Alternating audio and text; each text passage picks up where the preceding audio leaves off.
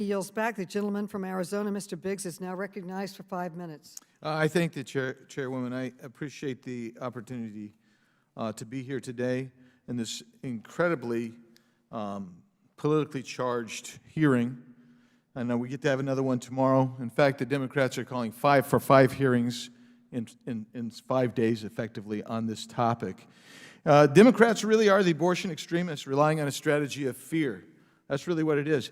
I associate myself with the video that was put in there, and I will say one thing. When Mr. Jordan was asking questions, he forgot to ask the questions about bounties put out by Shutdown D.C. on Supreme Court justices.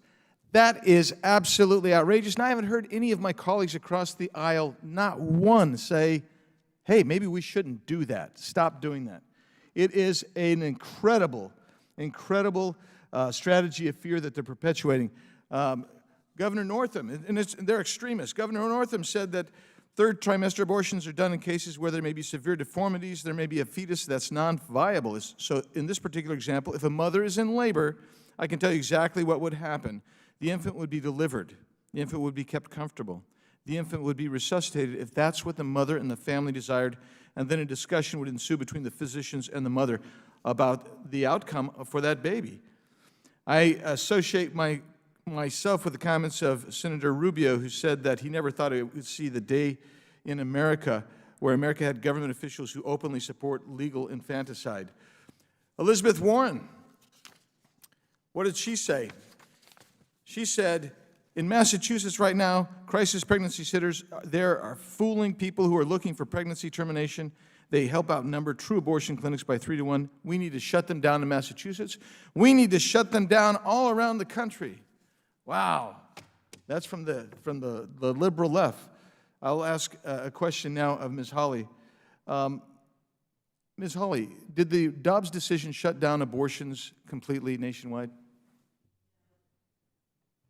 The Dobbs decision returned to the states the authority finally to be able to protect life. In 1973, a majority of men on the Supreme Court declared that no matter how compelling a state's interest was in protecting life, no matter what we learned about a baby's development, states could not protect that life until 22 weeks.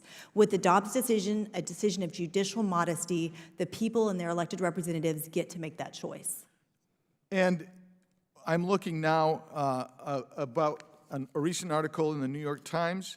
When it comes to abortion rights, Democrats need to lean into the politics of fear. The party needs to scare voters and show that they too are scared of the voters themselves. That is the politics of fear that happens here. And let's just think for a second, gestational limits on abortion in the United States compared to international norms. I've got a series of articles on that, and I'm going to go through really quickly because this time goes by fast. I want to give you some European countries. Austria, limits to the first 3 months, and the rest of these are in weeks. Belgium, 12. Bulgaria, 12. Croatia, 10. Cyprus, 12. Czech Republic, 12. Denmark, 12. Estonia, 11. Latvia, 12. Italy, 12. Hungary, 12. Greece, 12. France, 14. You know what? America's laws pre-Dobbs were some of the most radical on this planet, right up until the exit of the birth canal. And what's happened since then? The left is okie-dokie with this strategy of fear and violence. Ohio Right to Life says offices targeted twice by pro-abortion activists. Democrats have launched ads in lifestyle mags. Summer of Rage.